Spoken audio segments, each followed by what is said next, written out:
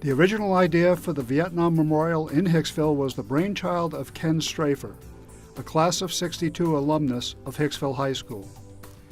Retired as a senior officer after a military career as a joint service officer where he saw action in both Vietnam and later in the Middle East, Ken spends his time now as the executive director of Project Enduring Pride, a community outreach program assisting severely wounded veterans returning from Iraq, Afghanistan, and Syria.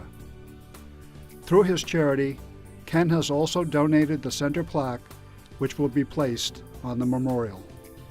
At the Hicksville High School Class of '62 reunion in October of 2007, Ken enlisted the help of Joe Carfora, '62 class president, to get the word out and help in expanding the program. After a slow start, with only the names of 150 people who are known to have served during the Vietnam War era, officially February 1961 to April 1975, a grassroots effort was undertaken to come up with a list of veterans to be included in the Hicksville Vietnam War era memorial. The parameters for inclusion were established. To be included, a candidate must have been a resident of Hicksville at some time before entering the armed forces. They must have attended a public, private, or parochial high school while living in Hicksville, and thus attendance at Hicksville High School is not mandatory. They must have served on active duty anywhere in the world during America's Vietnam era, or had been on active reserve or National Guard duty in the USA during the same period. Both men and women qualify. By dint of the collective efforts of all of the team members, whose names will appear in the credits at the end of this short video, the current list of confirmed qualified veterans has now grown to 1,905. After achieving federal tax-exempt status from the IRS in October of 2014, in the form of a 501c3 nonprofit entity, fundraising began. As of the end of April 2016, a total of $13,572 has been raised from 133 donors, putting us at over 50% of our total goal of $25,000. But the majority of Hicks News readers, numbering some 2,000, have still not answered the call. We need your help. For as little as the cost of a couple of Starbucks lattes, your contribution can help us reach our goal. Remember, your donations are tax deductible. Instructions on where to send your contributions will be presented at the end of this program. Officially, the U.S. government has defined the period 1961 to 1975 as the Vietnam era. But unofficially, the U.S. had introduced advisors into South Vietnam under President Eisenhower in an attempt to thwart the spread of communism after the French, our allies in World War II, had failed there. The buildup occurred under successive presidents, reaching its peak under Lyndon Johnson in the mid to late 1960s. As in Korea, now referred to as the Forgotten War, a formal victory was not the final outcome. When Saigon fell in April 1975, American officials were forced to make a hasty and unglamorous retreat. In the Cold War era of the 1950s, we stayed out of war under Ike, but international tensions arose as we defended the Taiwanese National Chinese government against incursions by the Communist People's Republic of China. And the U-2 spy plane incident proved that we engaged in our own form of espionage with the Russians.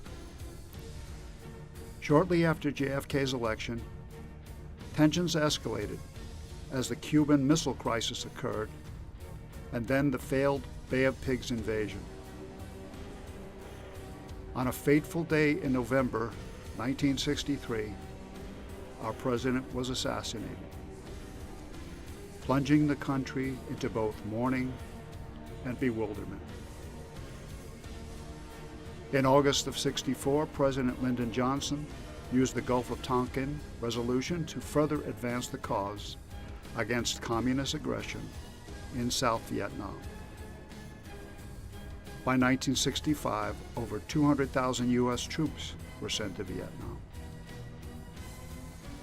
In early 1968, the surprise Tet Offensive by the Viet Cong scored a psychological victory for the enemy. And although peace talks began in Paris later in the year, Johnson declined to run for re-election.